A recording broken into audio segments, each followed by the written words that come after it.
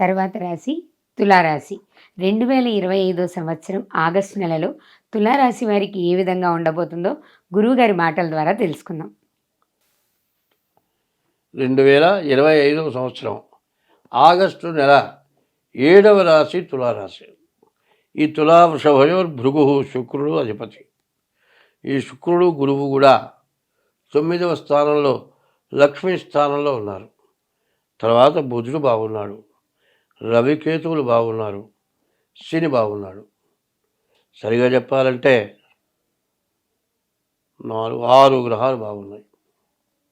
అన్ని రాసుల్లోకి తులారాశి చాలా బాగున్నది.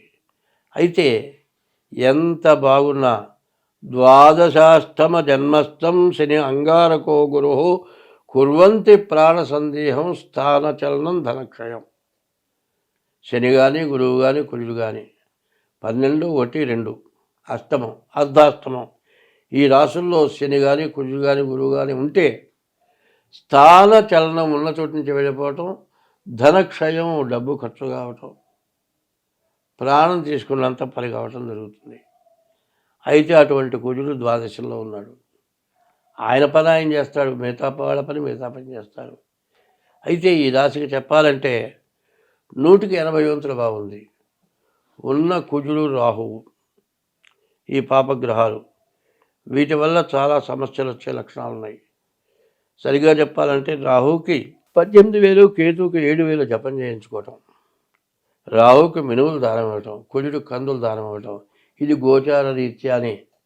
ఇంకా కావాలంటే డేట్ ఆఫ్ బర్త్ ద్వారా జాతకం చూపించుకొని ఆ గ్రహాలు ఏమన్నా దోషం ఉంటే వాటికి కూడా తగిన శాంతి చేసుకుంటూ ఈ సంవత్సరం ఈ నెలలో శ్రావణ మాసంలో లక్ష్మీ అమ్మవారు వరలక్ష్మి, నీవు పూజ చేస్తే వరం ఇస్తుంది ఆమె.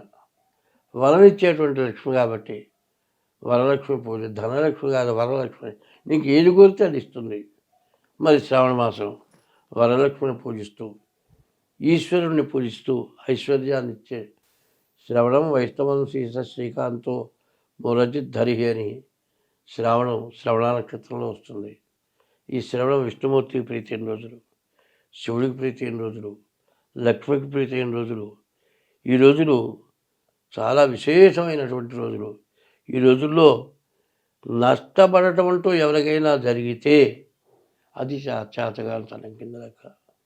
కాబట్టి డేట్ ఆఫ్ బర్త్ ద్వారా జాతకం చూపించుకొని మీ గ్రహాల యొక్క శాంతి చేసుకొని మరి లక్ష్మీ అమ్మవారిని ఈశ్వరుని పూజించండి. మీకు అన్ని విధాలు బాగుంటుంది. స్వస్తి. ధన్యవాదాలు గురుగారు.